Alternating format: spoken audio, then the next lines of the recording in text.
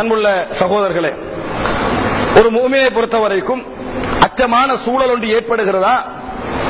ஏன் அஞ்ச வேண்டும் என்ற ஒரு விளக்கம் தனியாக இருக்க வேண்டும். நம்ம ஏன் அஞ்ச வேண்டும்? நாங்கள் ஏன் அஞ்சுகிறோம்? நம்ம இப்படியே பெருசாகி போனா நம்மளுக்கு தொழ முடியாமல் போய்விடும், ஜக்காத்து கொடுக்க முடியாமல் போய்விடும், மார்க்கத்தை செய்ய முடியாமல் போய்விடும் என்ற அச்சமா? பிசினஸ் பண்ண முடியாமல் போய்விடும், குழந்தை குட்டிகளோட சந்தோஷமா இருக்கலாம போய்விடும் என்ற அச்சமா? நம்ம அதிகமான பேருடைய அச்சம் என்ன அச்சம்? இரண்டாவது தான். அடுத்தது இறையச்சத்தோடு பேசுறாங்களே அவங்களே ஒரு 75 விதமான அச்சம் எது? அதுதான். ஆனா அல்லாஹ் தஆலா சொல்றான் இப்படி, அல்லதீன இம்மக்கன்னாஹும் ஃபில் அர்தி அகாமுஸ் ஸலாத வ ஆதவுஸ் ஸகாத வ அமரு பில் மஅரூஃபி வ நஹு அனில் முன்கர் வலில்லாஹி ஆகிபத்துல் உமூர். நாங்கள் அதாவது ஈமான் கொண்டவர்கள் எப்படி தெரியுமா? பூமியில் அவர்களுக்கு சந்தர்ப்பம் கொடுத்தால், இடமளித்தால் தொழுவார்கள், நோன்பு பிடிப்பார்கள், தொழுவார்கள், ஜக்காத்தை கொடுப்பார்கள், நல்ல விஷயங்களை ஏவுவார்கள், தீய விஷயங்களை விட்டு தடுவார்கள். அல்லாஹ்வுக்கு தான் முடிவுகளில் கடைசி இருக்கிறது. சந்தர்ப்பம் கிடைத்தால், வசதி கிடைத்தால், சூழல் கிடைத்தால் இறை வணக்கத்திலும் மார்க்கத்தின் நன்மையை தீமையை தடுப்பதிலும் கவனம் செலுத்துவார்கள். நாங்கள் பாதுகாப்பான சூழலை அல்லாஹ்விடத்தில் பிரார்த்திப்பது எதற்காக என்பது கிளியர் ஆகிக்கணும். எதற்காக என்பது எங்களிடத்தில் கிளியராக இருக்க வேண்டும். அப்பதான் அல்லாஹ் தஆலா என்ன செய்வான்? அதை எங்களுக்கு கொண்டு வந்து தருவான். பாதுகாப்பான சூழலை எங்களுக்கு கொண்டு வந்து தருவான் என்பதை நாங்கள் என்ன செய்ய வேண்டும்? புரிந்து கொள்ள வேண்டும். அப்ப எங்கள மனதிலே ஒன்றை பதிய வைக்க வேண்டும். அச்சமூட்டல் என்கின்ற பகுதி இருக்கிறது, இது ஒரு தவறான சூழல். அரசாங்கம் எல்லாம் பப்ளிக்காக இணைந்து, எதிர்ப்பெல்லாம் பப்ளிக்காக இணைஞ்சு நடக்கிற சந்தர்ப்பத்தில் அச்சம் சம்பந்தமாக பேசினா ஓரளவு நியாயம். ஆனால் வெளிப்படையாக பேசுகின்ற பொழுது பாதுகாப்பு திட்ட தெளிவாக எங்களுக்கு இருக்கின்ற நேரத்தில் அந்த குழுவிலேயே ஒரு சிலர் தான் 100 வீதம் என்று எடுத்தா அதில் ஒரு 10 வீதத்தினர் தான் இதை என்ன செய்கிறார்கள்? தூண்டுகிறார்கள். மற்றவர்கள் 40-50 வீதத்தினர் ஆதரவாளர்கள் தான் என்பதை நாங்கள் புரிந்து கொண்டோம் என்றால் அடுத்த விஷயத்தில் நாங்கள் கவனமாக இருக்க வேண்டும். அச்சமூட்டி எங்களை நிர்வாகம் செய்கின்ற வேலை நம்ம வைக்கக்கூடாது. அதை நாங்கள் புரிந்து கொள்ள வேண்டும் சகோதரர்களே. அப்படி வைத்தோம் என்று சொன்னால் பாதுகாப்பு கிடைக்கும் நினைக்கிறீங்களா? பாதுகாப்புக்கு அச்சமா இருந்தா நல்ல பாதுகாப்பு கிடைக்குமா? இதை விட பவர் ஆவாங்க, அவ்வளவுதான். நாங்க அச்சப்பட்டு பின்னுக்கு ஆயிரம் வைங்களே, இதை விட பவர் ஆகுவாங்களே ஒழிய ஒரு நாள் எங்களை விட்டு பாவம் அச்சப்படுறாங்க விட்டுட்டு போயிடுவாங்களா? சரி, அச்சப்படுறீங்க தானே, அபாயம் எடுங்க, அதான எடுங்க, பள்ளியை உடைங்க, அப்படித்தான் சொல்லுவாங்க. அச்சப்பட்டால் தைரியமாக நிட்ட அர்த்தம் என்ன? ஆயுதங்களை தூக்குன்ற அர்த்தம் அல்ல. தைரியமாக நிக்கல் என்ன தெரியுமா? எங்களது உரிமைகள் மீது கை வைக்கின்ற அளவுக்கு வந்தால், எங்கள் மனைவி, எங்கள் குழந்தை, எமது சொத்துக்கள், எமது பள்ளி வாயில்கள், எமது உடைமைகள், இவைகள்ல கை வைக்கிறதுக்கு வந்த பின்னால உயிர் வாழணுமா? அதுதான் சப்ஜெக்ட். அதை நாங்கள் புரிந்து கொள்ள. மனைவியில அச்சப்படுங்க, மனைவியில கை வச்சாலும் விட்டுட்டு போங்க, எதிர்காலத்தில் அமைய அதான் வாழ்க்கை. அதே போல பள்ளியில கை வைக்கிற விட்டுட்டு போங்க. எத்தனையோ பள்ளி இருக்குதானே, 400-500 பள்ளி இருக்குது. அது எந்த பள்ளியிலயா தொழலாமடா கூட சொல்றது? அதுக்கு ஒரு ஆதாரம் வேற என்ன? அப்துல் முத்தலிப் விட்டாரா மக்கா உடைச்சிட்டு போறதுக்கு? அப்துல் முத்தலிப் பேசாம இருந்தாரா இல்லையா? அல்லாஹ்வுடைய பள்ளி அல்லாஹ் பாப்பாண்டு. அப்ப எல்லா பள்ளிக்கு அபாபில் பரவ வருதுன்னு கன்ஃபார்மா? அன்புள்ள சகோதரர்களே, அப்துல் முத்தலிப் ஆதாரமாக கேட்கிறேன். அவர் செஞ்சார் என்றதே ஆதாரமற்ற ஒரு செய்தி. இதையெல்லாம் என்ன செய்கிறார்கள்? பகிரங்கமாக பேசுகிறார்கள். அப்ப நான் கேட்கிறேன் சகோதரர்களே, எங்கள் மனைவியில் கை வைக்கின்ற பொழுது அந்த உரிமை விடுவோமா? எங்கள் பிள்ளைகள் இப்ப சொத்துல கை வச்சுட்டானா இல்லையா? சொத்துல கை வச்சு கடைகளை உடைச்சினானா இல்லையா? இது சின்னதா ஆரம்பிக்குது. அப்ப பகிரங்கமாகினால் தற்பாதுகாப்புக்கு நாங்கள் உறுதியாக நிற்பது எந்த வகையில பிள்ளை, எந்த நாட்டில் பிள்ளை? அன்புள்ள சகோதரர்களே, அடுத்த நாள் திட்டம் தீட்டுறதல்ல, அந்த நாள் அடுத்த நாள் திட்டம் தீட்டுறதா உலகத்தில் தீவிரவாதம் என்று சொல்லுவான். ஆனால் இன்றைய தினம் நம்ம பள்ளி உடைக்கப்பட போகுதா? முஸ்லிம் சமுதாயம் அந்த ஊர்ல பள்ளியில திரளணும். எங்களது உயிர்களுக்கு மேலால் தான் எங்களுக்கு போகணும்.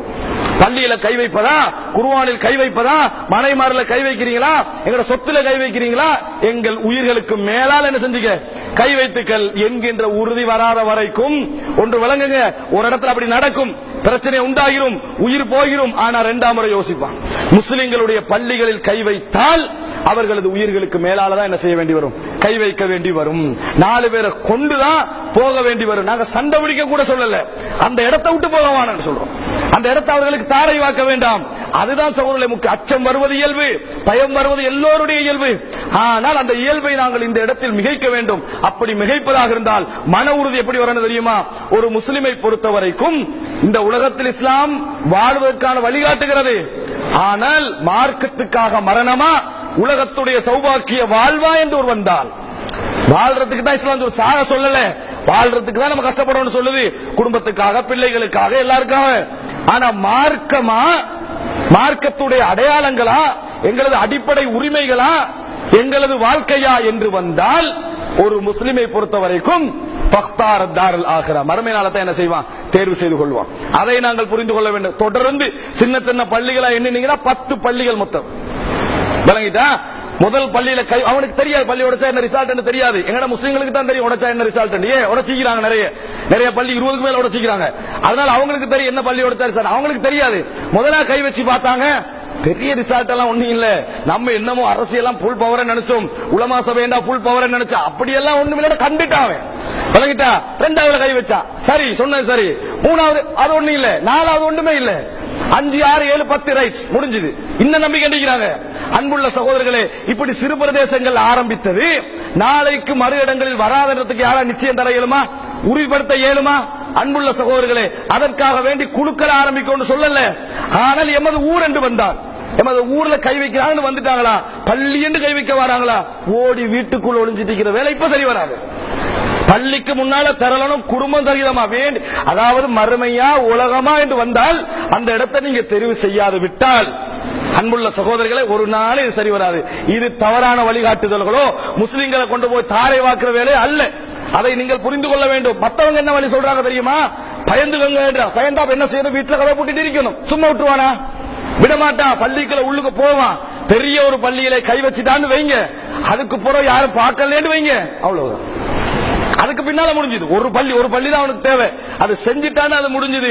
அன்புள்ள சகோதரர்களே, சிறுகுழு நாங்கள் மௌனமாக இருக்க முடியாது. உடைமைகளை பாதுகாப்பது அரசாங்கத்துடைய கடமை. அரசாங்கம் தவறினால் நாங்க பாதுகாக்கணும். அரசாங்கம் தவறினால் உயிர் போன பின்னால் பொறுமையாக தீவிரவாதம் என்ற பேர்ல சும்மா சொந்த உடைமைகளை பாதுகாப்பதுதான் தீவிரவாதம் என்றா பேர் எழுதிக்க தீவிரவாதம் என்று. சொந்த உடைமைகளையும் சொந்த உயிரையும் பள்ளியையும் பாதுகாப்பது தீவிரவாதம் என்றா தீவிரவாதம் என்று எழுதி கொள்ள வேண்டியதானே. அப்ப அதுக்கு ஏன் நாங்க பயந்து கொண்டு இருக்கிறோம்? மனைவியில கை வச்சா சும்மா இருப்போமா, பிள்ளையில கை வச்சா சும்மா இருப்போமா? அப்ப பள்ளியில கை வச்சா சும்மா இருக்க சொல்றாங்களா இல்லையா? அன்புள்ள சகோதரர்களை, இது ஒரு நாள் சரிப்பட்டு வரக்கூடிய வேலை அல்ல. ஒரு முஸ்லிமை பொறுத்த வரைக்கும் மனதளவில் ஒரு விஷயத்தை வளர்த்துக் கொள்ளுங்கள். இந்த உலகத்தில் கேவலமான வாழ்க்கையை விட வீரமான மரணம் சிறந்தது. அதை நாங்கள் மனதிலே பதிய வைத்துக் கொள்ள வேண்டும். இது வராத வரைக்கும் எங்களை எந்த தலைமைகளும் பாதுகாக்காது. அது 100க்கு 100% உண்மை. அதை நீங்கள் புரிந்து கொள்ள வேண்டும். தலைமைகள் நல்லவர்கள் இருக்கலாம், பேசக்கூடியவர்கள் இருக்கலாம், பாதுகாக்க சக்தி உள்ளவர்கள் யாருமே இல்லை. அதை புரிந்து கொள்ள வேண்டும். அல்லாஹ் ரப்புல் ஆலமீன் தான் எனது இந்த மக்களை பாதுகாக்க வேண்டும். அந்த ஈமானிய உறுதி மட்டும்தான் எங்களுக்கு பாதுகாப்பை தரும் என்பதை எந்த நிமிஷமும் மறந்துவிடக் கூடாது. சகோதரர்களே, பலகீனப்படுத்துகின்ற வழிகாட்டல் எமக்கு தேவையில்லை. அந்த வழிகாட்டல் அரசாங்கம் எல்லாம் பகிரங்கமா செஞ்சா வந்தா பரவாயில்ல. யாரோ ஒரு சிறு குழு ஆரம்பிச்சதுக்காக வேண்டி நம்ம இந்த ஆட்டம் ஆடுகிறோம் என்றால், இந்த மாற்றம் ஆடுகிறோம் என்றால் எங்களோட ரிசல்ட் என்ன சகோதரர்களே? நாளைய சமுதாயத்துடைய பாதுகாப்பை எப்படி வச்சுட்டு போறாங்க? இன்றைக்கு ஆரம்பிக்க இப்படி இது தொடர் 50 வருஷத்துக்கு தொடர்ந்து வைங்களே, அந்த சின்ன பிள்ளைகளுடைய எதிர்காலம் எப்படி இருக்கும்? பயந்தவர்களாக பெற்றோர்கள் அப்படித்தான் கண்டிக்கிறாங்க. அவங்க அடக்கப்பட்ட பெற்றோர்களாக கண்டிருக்கிறார்கள். இது மாற வேண்டும் சகோதரர்களே. ஆனால் அது மாற வேண்டும் என்று சொல்லி மட்டும் சரி வராது. ஒரு விஷயத்தை புரிந்து கொள்ள வேண்டும். எந்த திறமும் எந்த நிமிடமும் எங்களுக்கு மரணம் வந்தால் இறைவனை சந்திக்கக்கூடிய மனநிலையோடு இருக்கிறோமா என்ற ஒரு கேள்வியை நாங்கள் கேட்டுக்கொள்ள வேண்டும். நாங்க ரெடியா இருக்கிறோமா? அதுக்காக எல்லாம் சாலிக முஸ்லீம் ஆயிருக்கிற அவசியம் இல்ல. கடன் பதிவுல இருக்குதா, அமானிதம் பதிவுல இருக்குதா, யார் யாருக்கு என்ன கொடுக்கணும் அது பதிவுல இருக்குதா, பாவம் செஞ்சவர்களுக்கு தௌபா கேட்டு கண்டிக்கிறோமா, இதுகளை ரெடி ஆகணும். இது மனசுல சரியாக இருந்தால் ஒரு நிமிடம் என்ன செய்வார், ஒரு மனிதன் உயிர் போகின்ற சந்தர்ப்பம் வந்தா, யா அல்லாஹ் மக்கள் ஹுக்கூக்குல் இபாத் அதிகாரிகளுடைய எல்லா கடமைகளை எழுதி வச்சுக்கிறேன், நீ மன்னிக்கிற மட்டும்தான் இருக்குது, உன் பாதையில போற என்ற செய்தி என்ன செய்யும், அவன் உள்ளத்துல நல்லா இருக்கும். யுஃபருல் ஷஹீதி குல்லு தன்பு இல்ல தைன், கடனை தவிர மத்த எல்லாம் மன்னிக்கப்படுமா இல்லையா? போராட்டத்தை மரணிக்கிறவனுக்கு ரசூலுல்லாஹ் என்ன சொன்னாங்க, மன் குத்தில தூன மாலிகி, தன் சொத்தை அடிக்க வாரா, அதுக்காக வேண்டி போராடி மரணிச்சா ஷஹீதா இல்லையா அவன்? அன்புள்ள சகோதரர்களை, மானம் தன் குடும்பம் இதற்காக போராடி மரணிக்கிறான், அவன் ஷஹீது தாரு. ஷஹீத் என்று பேச வேண்டாம், ஜிஹாத் என்று பேச வேண்டாம், அந்நியன் என்ன நினைச்சா என்னன்னு கேட்கிறேன். அன்புள்ள சகோதரர்கள், சொந்த உரிமையை பாதுகாக்கிற விஷயத்தில் அப்படியெல்லாம் பேசுகிறார்கள். இது ஒரு நாள் எங்களிடத்தில் இந்த கோழைத்தனம் வரவே கூடாது.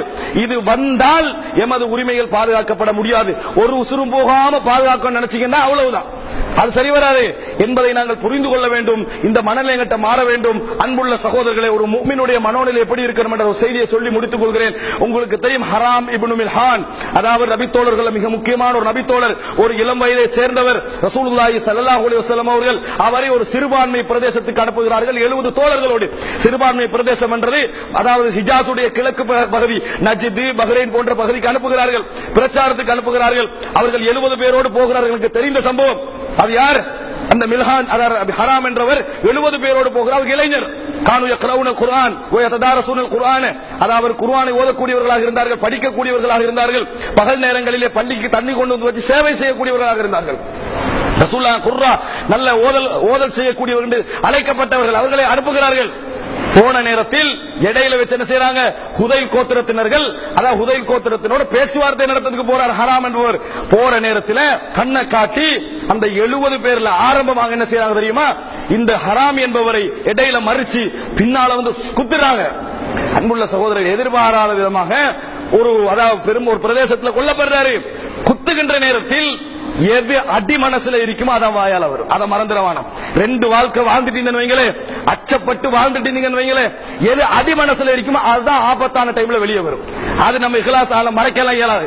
இந்த டைம்ல வசதியான டைம்ல மறைச்சிக்கலாம், ஆனா உள் மனசுல இருக்கிற ஆபத்தான கட்டத்தில் மறைக்கவே இயலாது, வெளியே வந்தே ஆகும். அன்புள்ள சகோதரர்களே, அந்த கட்டத்தில் குத்தின உடனேயே, அவர் குத்தினவர் யாருன்னு காணவும் இல்ல, எதுக்கு குத்தினாருன்னு தெரியாது, தூதுவராகவும் இருக்கிறார், யுத்தத்துக்கு போகவும் இல்ல, பிரச்சாரத்துக்கு போனவர். குத்தின உடனே அவர் என்ன செஞ்சார் தெரியுமா, அதாவது ரத்தம் வடிகிறது, ரத்தம் வடிஞ்சு இப்படி எடுத்தாரு, எடுத்து தலையெல்லாம் தேய்ச்சாரு. ஃபுஸ்து ரப்பில் கஅபா என்றாரு, கஅபாவுடைய இறைவன் மீது சத்தியமாக நான் வெற்றி அடைந்து விட்டேன். என்ன வார்த்தை சகோதரர்களே, எங்கிருந்து வந்த வார்த்தை, யாரை பிரிகின்ற வார்த்தை, சிறந்த நபியை பிரிகின்ற வார்த்தை, சிறந்த நபி தோழர்களை பிரிகின்ற வார்த்தை, ஈமானிய உறுதி மிக்கவர்களை பிரிகின்ற வார்த்தை. பலகீனமான ஒரு சமுதாயத்தில் அடை இருந்தீங்க 2 வருஷத்துல எப்படி இந்த நாடு வெற்றியா இல்லையா என்று நினைக்கக்கூடிய ஒரு வார்த்தை. ஆனந்த நபி சொன்னார், தோழர், ஃபுஸ்து ரப்பில் கஅபா, கஅபாவுடைய இறைவன் மீது சத்தியமாக வெற்றி பெற்று விட்டேன். யா அல்லாஹ், நபிக்கு எத்தி வைத்து விடு, நாம் உங்களை அல்லாஹ்வை பொருந்திக் கொண்டோம் என்ற செய்தியை நபிக்கு எத்தி வைத்து விடு, நாம் அதாவது அல்லாஹ்வை பொருந்திக் கொண்டோம் என்ற செய்தியை எத்தி வைத்து விடு என்று மரணித்தார்கள்.